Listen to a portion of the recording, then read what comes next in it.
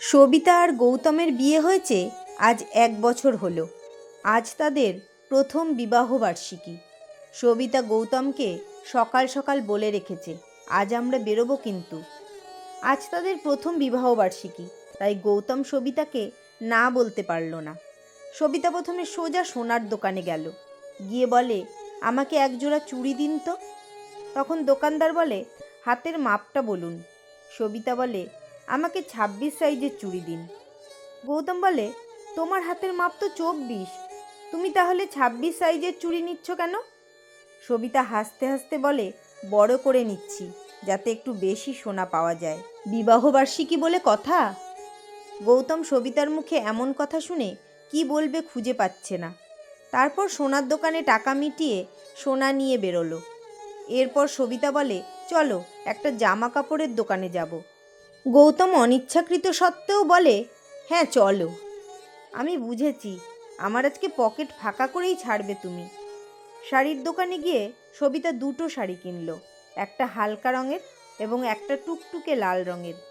গৌতম বলে, একটা শাড়ি নিলেই ভালো হতো না? 2টো নেওয়ার কি আছে?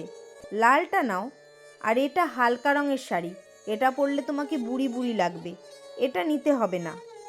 সবিতা কিছু শুনল না, 2টো শাড়িই নিল। তারপর মিষ্টির দোকানে কিছু মিষ্টি কিনে বাড়ি ফেরার পথে চশমার দোকানে ঢুকলো এবং একটা চশমা নিল। গৌতম দেখল চশমার ফ্রেমটা কেমন বুড়ো বুড়ো। গৌতম তখন রেগে রেগে বলে, তোমার আজ কি হয়েছে বলো তো? সব কেমন বুড়ো বুড়ো মার্কা জিনিস কিনছো। সবিতা কোনো কথার উত্তর না দিয়ে বলে, চলো এবার বাড়ি। সন্ধ্যায় গৌতম সবিতা বিবাহবার্ষিকীর প্রথম কেক কাটার পর শাশুড়িকে প্রণাম করতে যায় এবং শাশুড়ির হাতে 2টো সোনার চুড়ি এবং একটা শাড়ি দেয়, ওই হালকা রঙের শাড়িটা। জিনিসগুলো দিয়ে সবিতা বলে, মা, আমি জানি বউ তোলার সময় আমাকে যে নোয়াটা দিয়েছেন সেটা আপনি আপনার হাতের 2টো চুড়ি বিক্রি করে আমাকে দিয়েছিলেন। আপনি এবারে ভাববেন আমি কি করে জানলাম? আমাকে মাসিমণি বলেছে। আসলে আমি এত সোনা পরব আর আপনি খালি হাতে থাকবেন, এটা ভালো দেখায় না মা। সবিতার শাশুড়ি তখন কান্না করতে করতে সবিতাকে বুকে জড়িয়ে ধরে আর বলে, তুমি অনেক বড় হও, আমার যত সুখ আছে সব তোমার হোক। এরপর শ্বশুরের কাছে গিয়ে শ্বশুরের চোখ থেকে চশমাটা খুলে নতুন চশমাটা পরিয়ে দিল।